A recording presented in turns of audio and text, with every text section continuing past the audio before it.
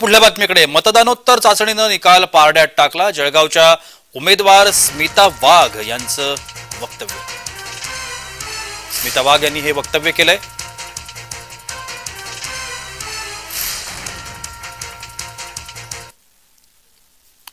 दरम्यान स्मिता वाघ यांच्याशी बातचीत केली आमचे प्रतिनिधी जुगल पाटील यांनी. पाहूया.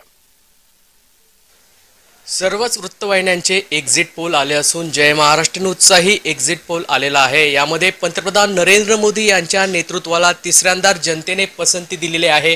आमच्यासोबत जळगाव लोकसभेच्या महायुतीच्या उमेदवार स्मिता वाघ आहेत. आम्ही त्यांच्याकडून जाणून घेऊयात, ताई काय सांगणार? एक्झिट पोल आलेला आहे, तिसऱ्यांदा पंतप्रधान नरेंद्र मोदी यांच्या नेतृत्वावर जनतेने विश्वास दर्शवलेला आहे, काय सांगाल? की पंतप्रधान नरेंद्रभाई मोदींनी केलेलं 10 वर्षातलं काम हे जनतेसमोर होतं.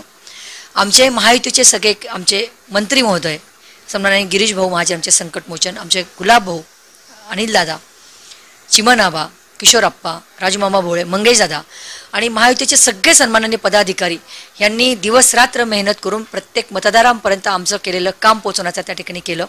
आणि मला असं वाटतं जनता विकासाकडे जाणारी आहे, म्हणून ह्या विश्वासाने मला माहिती आहे की उद्याचा निकाल हा आमच्यासोबत असेल. काय विश्वास वाटतो, आपण किती मताधिक्याने निवडून याल? अवघे तास शिल्लक आहे. आपल्याला दूध का दूध पाणी का पाणी 2 मिनिट 10 म्हणजे अवघ्या तासात आपल्याला समोर येणार आहे. तरी पण नाही, अवघ्या तासातच तुम्हाला कळेल. नक्कीच या ठिकाणी जळगाव लोकसभा महायुतीच्या उमेदवार यांनी सांगितलं आहे की अवघे काही तास या ठिकाणी शिल्लक आहेत. त्याचप्रमाणे दूध का दूध पाणी का पाणी समजेल. नेमकं कोण किती मताधिक्याने निवडून येईल या ठिकाणी मतदारांचा कौलच यामध्ये सांगेल. जुगल पाटील, जय महाराष्ट्र न्यूज, जळगाव.